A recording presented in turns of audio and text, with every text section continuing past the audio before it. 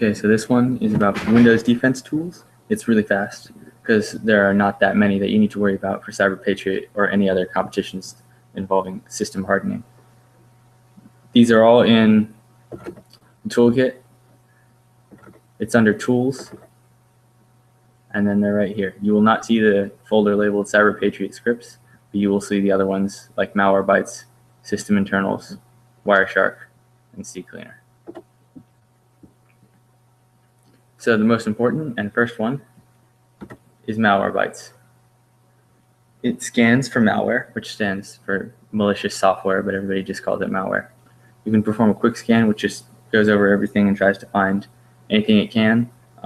If you have Metasploit or any other sort of hacking tools which inherently have viruses in them, it will find it as a threat. So I recommend not using Malwarebytes if you have one of those. And then full scan is just more comprehensive. It takes much longer. So if you're just looking for quick things, perform a quick scan, but performing a full scan is something that's easy to do when you have nothing else left to do and there's like one more vulnerability at the very end of a competition. If Malwarebytes didn't find anything, but you're confident that there is malware on there, or you just have a lot of time to spend, you can go to our secondary malware scanner, the Wedo anti-malware.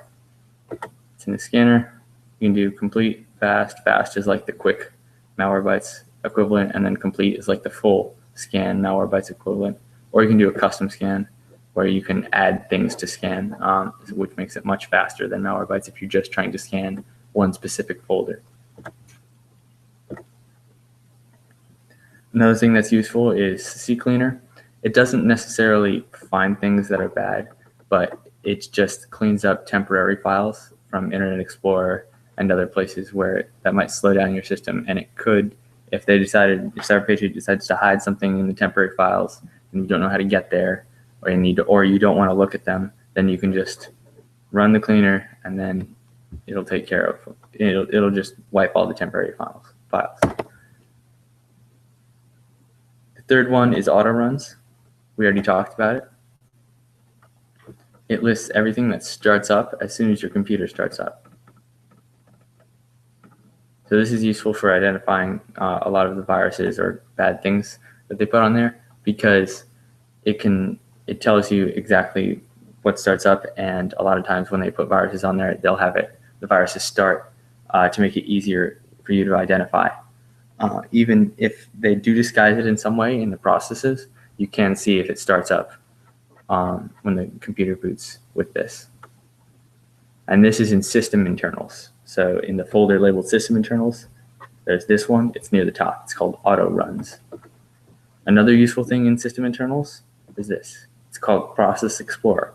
Each of these, before you run them, you want to right-click them and then click Run as an Administrator, because otherwise it won't show you everything or it might not work. But this is Process Explorer. It's kind of like the Task Manager right here. It shows you all the processes, except it does it in color with more detail. And the best part about it is if I wanted to see conhost, which sounds bad, but it is not. If I wanted to see which directory it comes from, because I wanted to delete it, I can mouse over it and it will show me exactly where it comes from. I see it's in System32, so it's probably good. And if you want to end it, you can right-click something and then hit Kill Process Tree, and then you can go to the folder and delete it. Another useful tool, which I'm not going to show you right now, is Wireshark. It's not going to be necessary for the first few rounds, but once you get to semifinals, it can be really useful for some of the more complicated questions in forensics and things like that.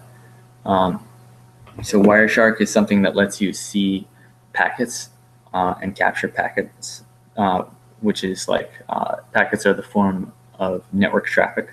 So when a computer communicates with another computer, it communicates via little pieces of information sent wirelessly or wired, and those little pieces of information are called packets. So Wireshark sniffs it.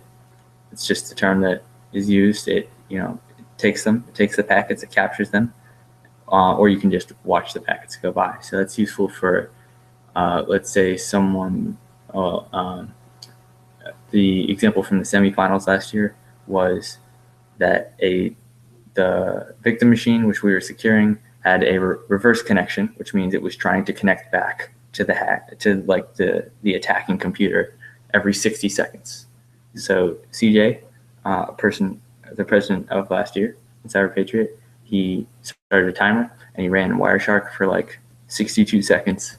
Then he stopped it. And then he looked through the packets to see which one had the reverse connection. And then he could find the forensics question was, what was the IP address that was trying to be connected to with the reverse connection? And then he saw the packet that did that, and he looked at it, and then he found the information. Really, those are the easy, there's not many tools that you need. Most of the tools you need are on the system itself.